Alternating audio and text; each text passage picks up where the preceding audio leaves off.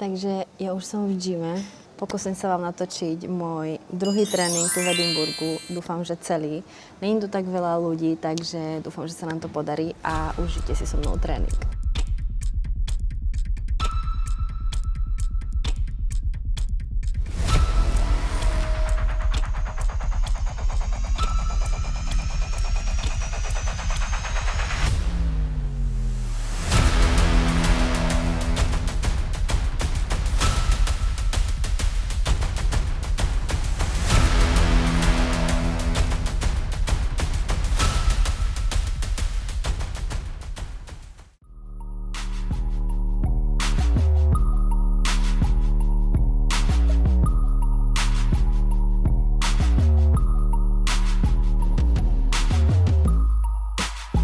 Budeme dosť improvizovať dneska. Dobre je, že už na tom živote nikto neuvidí.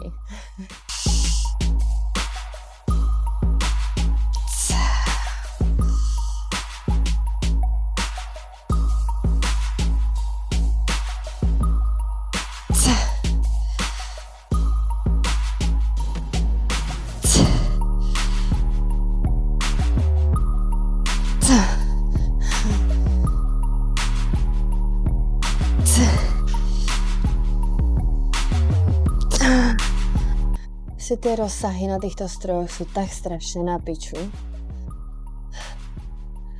Ale you gotta do what you gotta do. Ešte jednu pracovnú a budem musieť niekde nájsť zákopy. No, našla som starý Matrix. Dajte mi vedieť, či niekde máte rady tie stroje. Ja teda neviem si k ním nájsť nejakú cestu. Ale dúfam, že som dobre, no neviem. Skúsime si dať jeden taste test. Ty pičo, čo to je?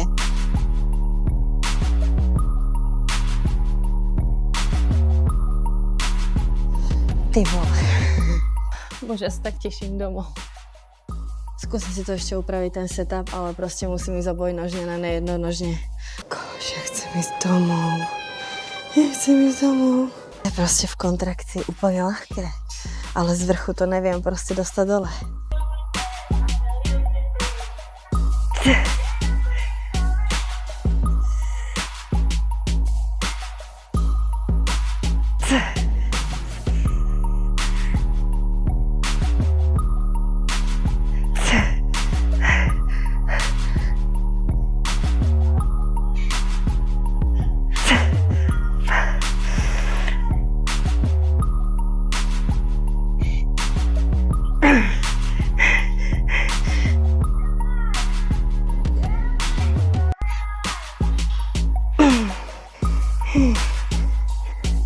A proste vidíš, že sem nepatríš, keď týpek na predkopoch je na telefóne. Preto tieto tréningy, keď si niekde na dovolenke, proste beriem tak deloadovo. Proste ide mi o to normálne si trochu zacvičiť, ale kurva. Ako to, jak ja som introvert, tak toto je pre mňa hard as fuck.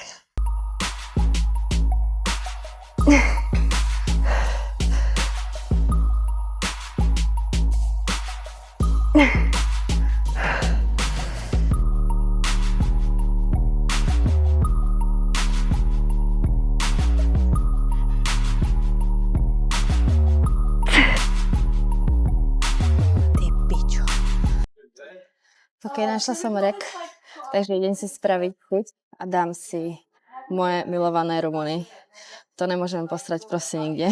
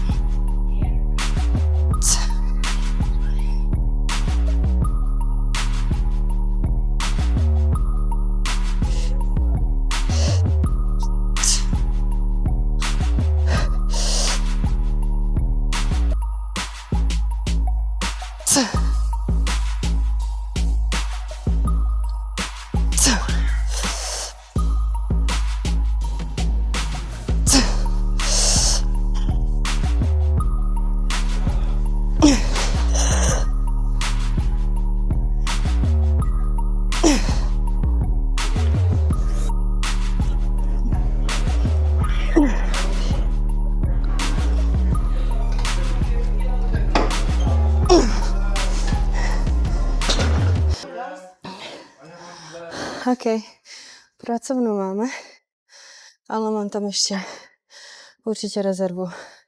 Opačka je vo váhe. Akože gym celkom na piču. Proste tie štandardy tu sú oveľa nižšie, než máme u nás. Fakt, tie stroje, tá komunita. Hrúza. Jednorázový vstup nejakých 13 pounds, myslím. Takže nejakých, 15 eur. Za čo? A normálne tie osky sú nevydreté. Je keby nové osky, alebo je keby ich spíš tady nikto nepoužíval. Spíš to si myslím, že sú proste hrozne drsné a bolia na dotyk normálne, že mi to vadí. Že u nás v gyme máme úplne jemnučké proste na ruky. Tu to nikto moc nedvíhá, takže...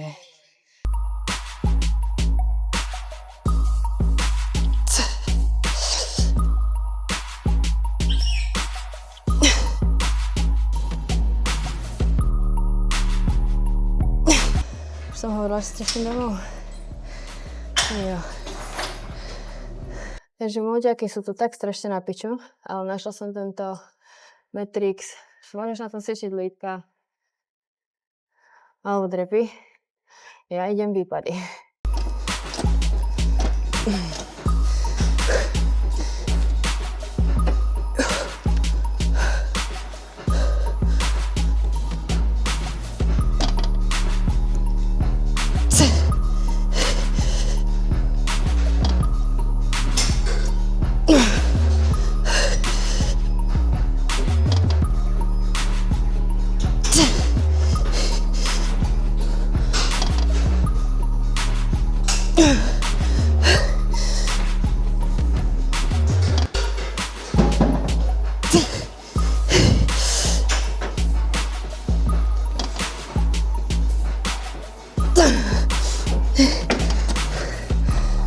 Hovorila som, že chcem ísť domov.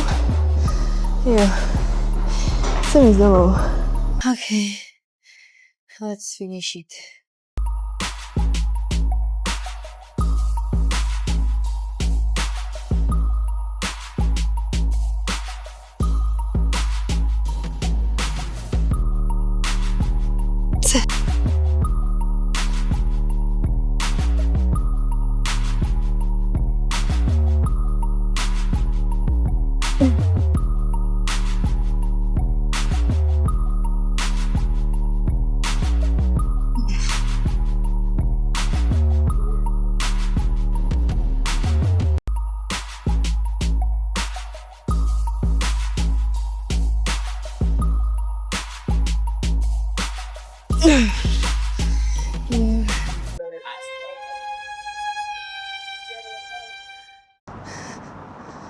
No, tréning mám za sebou.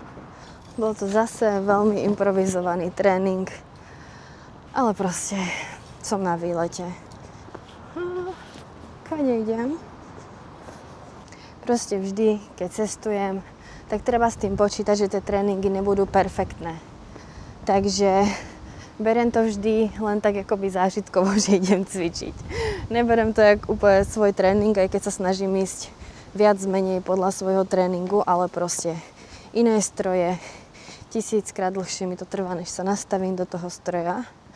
A zároveň blbé na týchto výletoch je to, že mám hrozne rozbité nohy, jak veľa chodím. Proste hrozne mi krčujú, úplne ma traslo na tom tréningu a to není úplne ideál mať tak strašne unavené nohy, keď ideš leg day, chápeš?